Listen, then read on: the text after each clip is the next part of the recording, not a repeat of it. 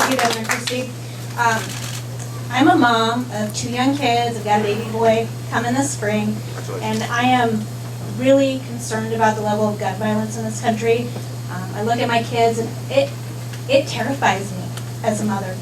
I want to know if you stand with the majority of Americans, including a majority of gun owners, who support a background check for every gun sale. Listen, I don't protect, I don't support a background check for every gun sale. There's lots of gun sales that shouldn't have to require background checks. Family members are selling to other family members and friends. I don't understand why those folks need to have a background check. You want to sell a gun to your cousin or your nephew or your uncle or your aunt. I don't understand this. And let's just say this too, that we have an extensive system already in this country of background checks. Here's why the gun violence is so high in this country. Criminals don't go through background checks, right? The people who are doing most of the commissions of gun violence in this country are criminals, are people who, they steal these weapons, they buy them on the black market, they use them, then they dispose of them. What about the private sales loophole? Well, listen, I don't believe that that's what's causing gun violence in this country. I don't believe putting the government more and more in between the American people and their Second Amendment rights is going to make this country safer.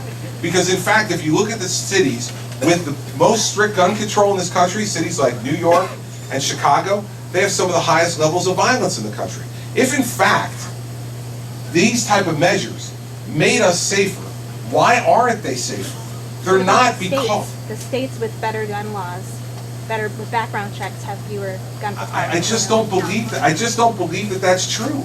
And the fact is that we need to enforce the current laws that we have much more strictly than we do, without adding new laws. These new laws are like eating cotton candy, okay? When you see it, it looks okay, and then you eat it, it tastes good, and then 5 minutes later, you remember you had it.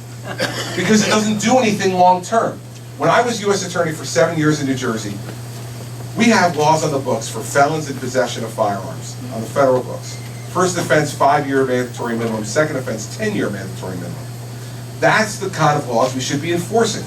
People who are in the drug trade or in other crimes that are committed, when they're a felon, they're not allowed, under our laws, to possess a firearm. When they do, we need to arrest them, prosecute them federally, and send them to jail for a 5 or 10-year period of time without parole. That will start to get criminals off the streets and start to teach a lesson. But we're not, this administration would rather take a press conference every few weeks and say we need more laws rather than focus on enforcing the laws that we already have now aggressively.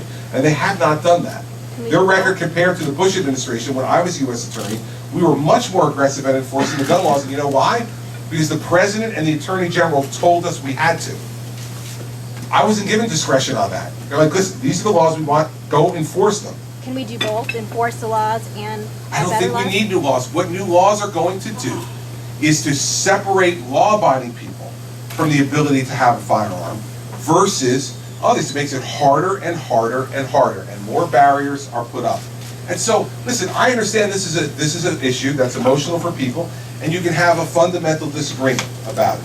I respect other people's point of view. I simply disagree with it. And so, when I'm running for president, you have the right to ask the question. I have the obligation to give the answer. And then you have the right to be able to go through that answer in your head and decide, well, is this the kind of guy I want to vote for or not? But what you need is not to have people not answer your question. I appreciate right? And so that's my point of view on it, and that's my point of view based upon the experience I've had as a prosecutor and now as a governor. And I think if you put more pressure on people to enforce the laws we have currently, you'd see gun violence go down in America. And here's the last piece. That's something that I announced in my State of the State this week. We're putting another $134 million into drug treatment and mental health treatment. We need to deal with the drug and mental health problem in this country, which often leads to some of the attacks of mass violence that we have, especially on the mental health side, where you have folks who are committing mass murders, whether you're talking about Sandy Hook, Connecticut, or Aurora, Colorado, or any of the ones at Virginia Tech, any of the number ones that you can think about over time that are really frightening. We need to deal with people and give them the opportunity to get mental health treatment, whether they want it or not, before they begin to act. And I think we need to be stronger on that as well. Thank you.